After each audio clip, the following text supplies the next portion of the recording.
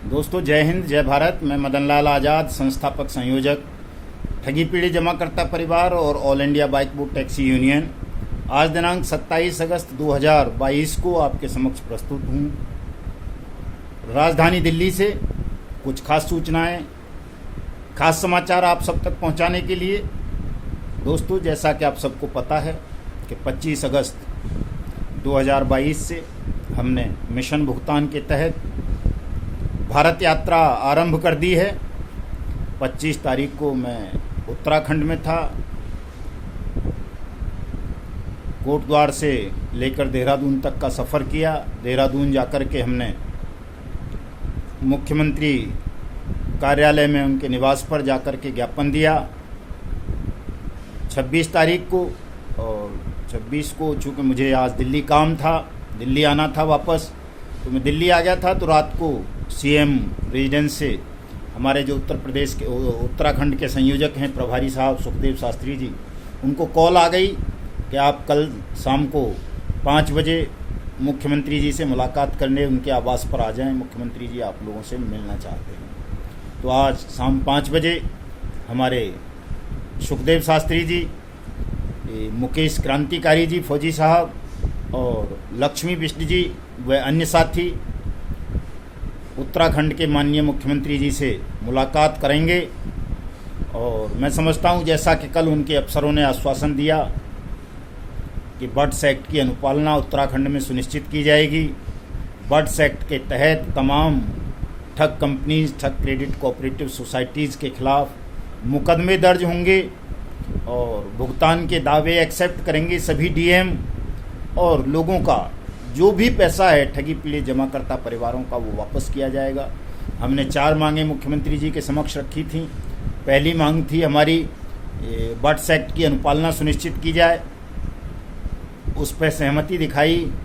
दूसरी मांग थी हमारी कि सहारा इंडिया परिवार के खिलाफ जो पिथौरागढ़ में एफआईआर लॉन्च हुई है, उस एफआईआर पर कार्रवाई हो और सुब्रत राय, उनकी पत्नी स्वप्ना रॉय, और जो डायरेक्टर है दूसरा, क्या नाम है उसका, ओपी श्रीवास्तव, और उसकी ठग मंडली में शामिल अन्य लोगों को त्वरित प्रभाव से गिरफ्तार किया जाए। और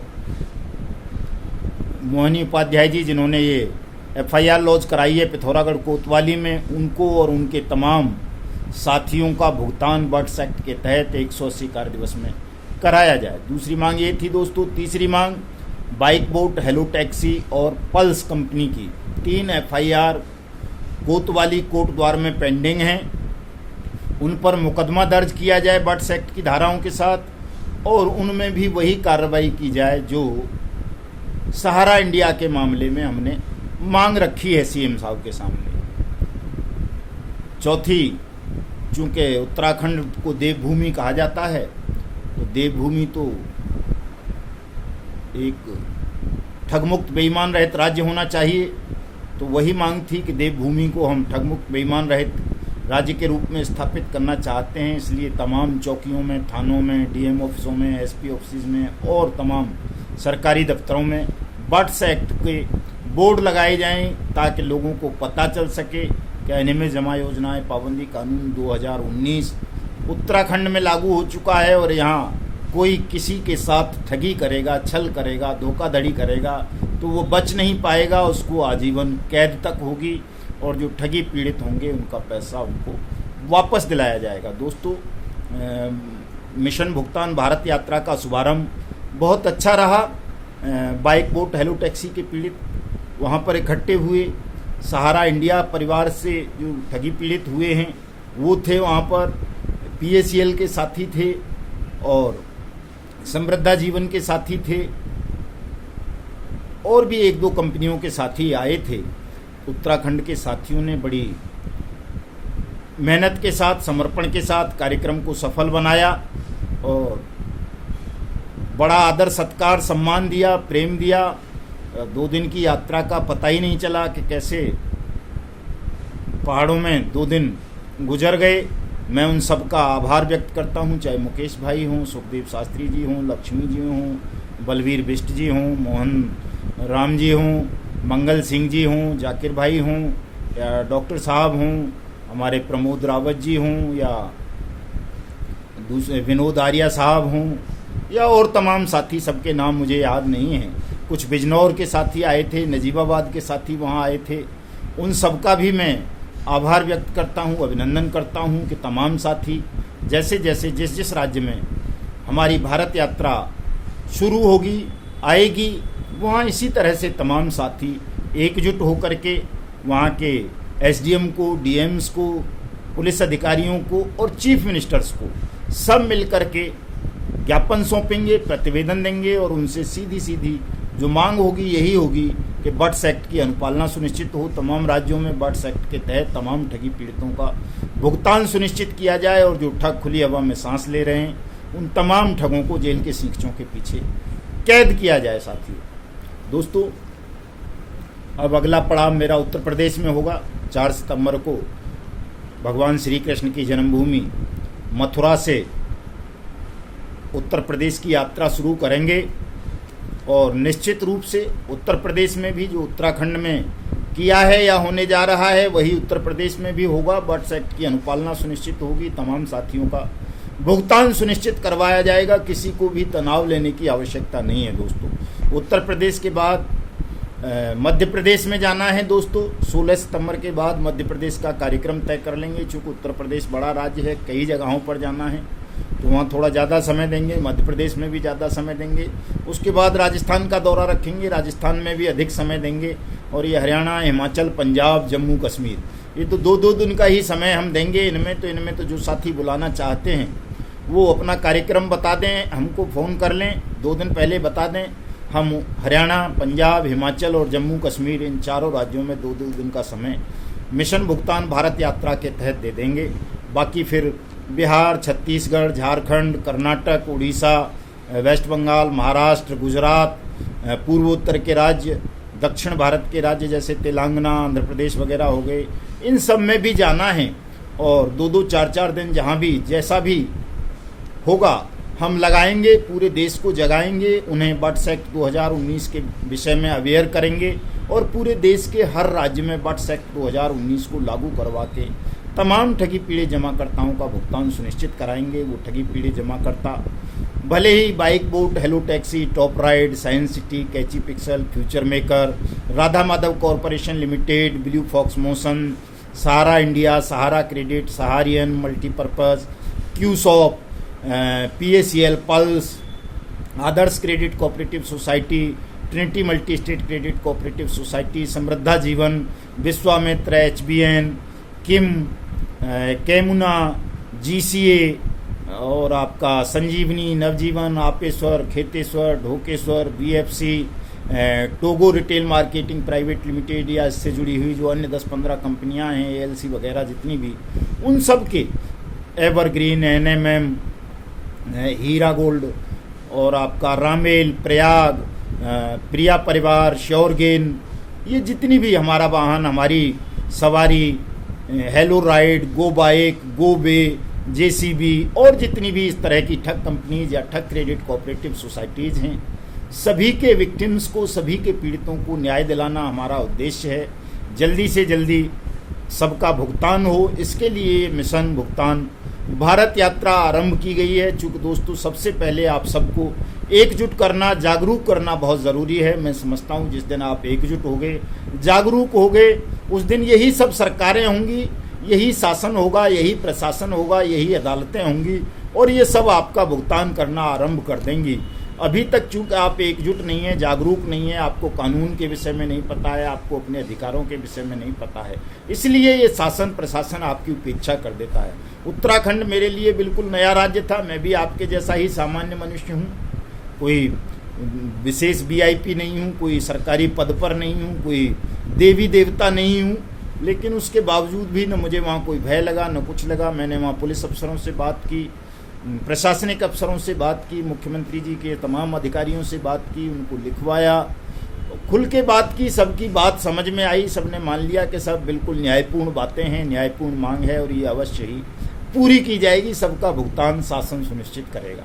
तो दोस्तों, मैं समझता हूँ आप सब भी अवेयर हो जाएंगे, जागरूक हो जाएंगे, अपने शासन से प्रशासन से बात करेंगे तो आपके भुगतान में कोई देरी अब नहीं रहेगी। दूसरी खबर एक राजस्थान से है दोस्तों। हिंडौन सिटी में सहारा इंडिया की क्रेडिट कोऑपरेटिव सोसाइटीज़ के खिलाफ और उसकी कंपनीज़ के खिलाफ, लोकेश सिंघल जी की, रवि मंगल जी की और एक पंडित जी हैं जिनके विषय में मैंने एक बार वीडियो भी बनाया था कि वो सुसाइड करने के लिए, गांव से पलायन करने के लिए पूरा परिवार राजी था। लगभग 2 महीने पहले मैंने वीडियो में उनका जिक्र किया था। उन और तमाम एजेंट साथियों की एप्लीकेशन पर, शिकायत पर हिंडौन सिटी कोतवाली में मुकदमा दर्ज हो गया है। कल उसकी FIR नंबर 358/2022 है।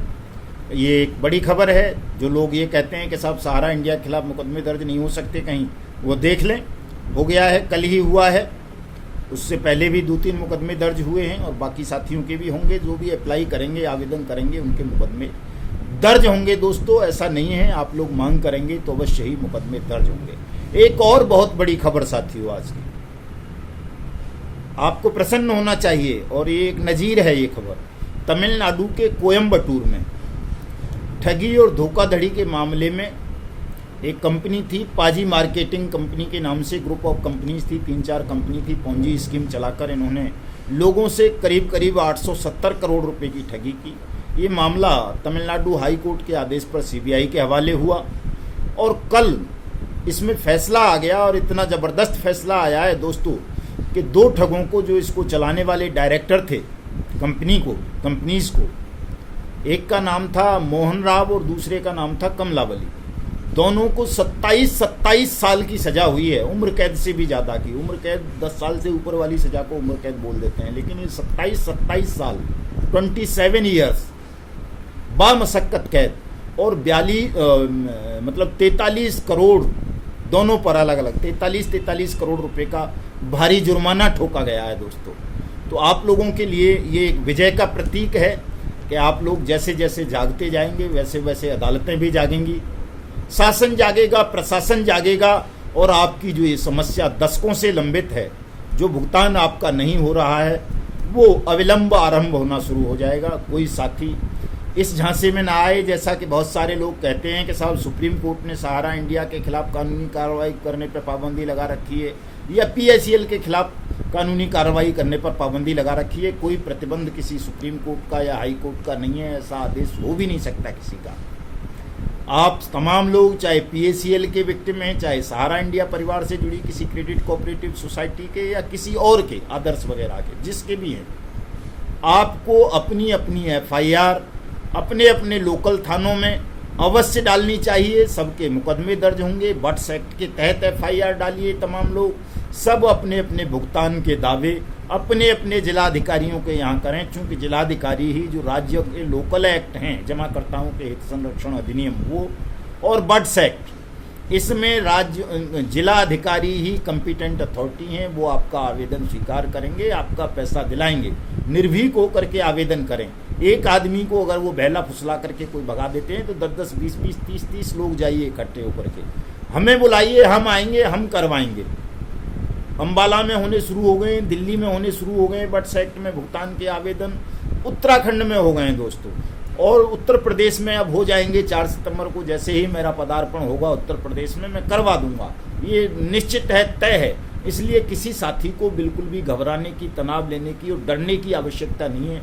निर्भीकता पूर्वक शासन और प्रशासन से अपनी मांग आप करें, आपकी मांग की पूर्ति होगी दोस्तों, 101% पूर्ति होगी। किसी भी साथी को घबराने की ज़रूरत नहीं है दोस्तों। पूरे देश का दौरा करेंगे हम।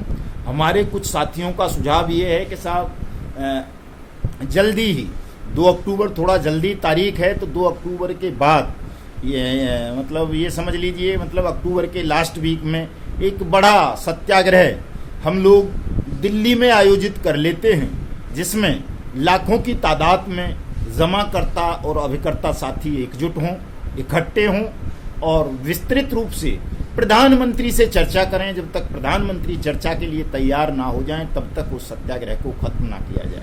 दोस्तों, बहुत सुंदर सुझाव है। यदि आप लाखों की तादाद में इकट्ठे हो जाएंगे तो दिल्ली नहीं, दिल्ली की किसी सीमा पर भी आप इकट्ठे हो गए आकर के, तो निश्चित रूप से प्रधानमंत्री जी को आपके साथ चर्चा करनी पड़ेगी। और वैसे भी अब तो प्रधानमंत्री स्वयं आपके पक्ष में उतर आए हैं। वो बार बार कह रहे हैं कि मुझे भ्रष्टाचार मुक्त भारत बनाना है, ठग मुक्त भारत बनाना है। तो मैं समझता हूं कि हमारा जो ये मिशन है ठगमुक्त बेईमान रहित भारत के निर्माण का, इसको भी प्रधानमंत्री और उनके तमाम सहयोगी सहयोग करेंगे। इसलिए हमें अब ज़्यादा नर्वस होने की, चिंता करने की आवश्यकता नहीं है। और जैसा कि रिस्पॉन्स उत्तराखंड के माननीय मुख्यमंत्री जी ने दिया है कि तुरंत अगले ही दिन हमारे साथियों को मुलाकात के लिए आमंत्रित कर लिया उन्होंने, तो मैं समझता हूँ ये एक शुभ संकेत है। प्रत्येक राज्य में इसी परिपाटी का अनुसरण होगा। उत्तर प्रदेश में भी यही होगा, मध्य प्रदेश में भी यही होगा। राजस्थान सरकार ने कल परसों ही नियम नए नोटिफाइड कर दिए हैं बट्स एक्ट के संदर्भ में 2022 बना करके उसको और सख्त बना दिया है। ठगों की खुली हवा में सांस लेना अब निश्चित रूप से निषिद्ध हो जाएगा हिंदुस्तान भर में। इसलिए तमाम साथी, मैं आप सबसे अपील करूंगा, चूँकि भारत भ्रमण के दौरान, भारत यात्रा के दौरान मैं रोज़ रोज़ शायद वीडियो नहीं बना पाऊंगा, रोज़ रोज़ आप सबसे मुखातिब नहीं हो पाऊंगा, तीसरे चौथे दिन ही हो पाया करूंगा जब फुर्सत मिला करेगी। चूँकि दोस्तों बहुत ज़्यादा संसाधन नहीं है, आपको सबको पता है। मुझे तो सरकारी बसों से, ट्रेन से या जुगाड़ से ही भारत यात्रा करनी है, तो थोड़ा इसमें देरी लगेगी। एक साथ ऐसा नहीं कर सकते हम, कोई महेंद्र सिंह टिकैत जी की तरह नहीं है या राहुल गांधी नहीं है या और लोगों की तरह नहीं है कि भाई हमें हवाई सुविधाएं उपलब्ध हों या हमारे पास अपने व्हीकल्स हों कि उनकी रैलियां निकाल दें। हम तो चूँकि वास्तविक किसान मजदूर लोग हैं, वास्तव में पीड़ित हैं, अपराध पीड़ित हैं, तो उसी तरीके से हम कर पाएंगे जितने संसाधन हैं। तो धीरे धीरे आप सबके पास तक हम आएंगे, आपकी समस्या का समाधान कराएंगे। इसलिए निराश नहीं होना है, जल्दबाजी भी नहीं करनी है, थोड़ा संयम के साथ काम करना है। और जैसा भी जिस साथी से सहयोग हो सके वो आर्थिक सहयोग भी करेंगे ताकि सफलतापूर्वक भारत यात्रा मिशन भुगतान को चलाया जा सके और जो आपकी ग्रीवांस है, समस्या है, उसका समाधान सुनिश्चित किया जा सके। दोस्तों, चूँकि आपके पास आपके भुगतान के संदर्भ में सटीक, सत्य और सही जानकारी प्राप्त करने का एकमात्र माध्यम, सस्ता माध्यम, सरल माध्यम मैं समझता हूँ हमारा YouTube चैनल युगांतर न्यूज है। इसलिए आप तमाम साथी हमारे इस YouTube चैनल को सब्सक्राइब कर लें ताकि आप तक सही समय पर सही सूचनाएं पहुंचती रहें, आपको पता चल सके कि आज हम कहां आ रहे हैं, आप वहां मुलाकात कर सकें, अपनी समस्या बता सकें और हम उस समस्या का समाधान करवा सकें। दोस्तों, आप इस वीडियो संदेश को ज़्यादा से ज़्यादा लोगों तक शेयर करेंगे, लाइक करेंगे, इस पर कमेंट करेंगे और हमारे ट्विटर हैंडल युगांतर न्यूज़ को भी सब्सक्राइब कर लेंगे। मेरी फेसबुक आईडी मदन लाल आज़ाद को भी फॉलो कर लेंगे। विस्तार से चर्चा आज मैं रात को 9 बजे फेसबुक पर आप सबके साथ करूंगा। दोस्तों, तब तक के लिए जय हिंद, जय भारत।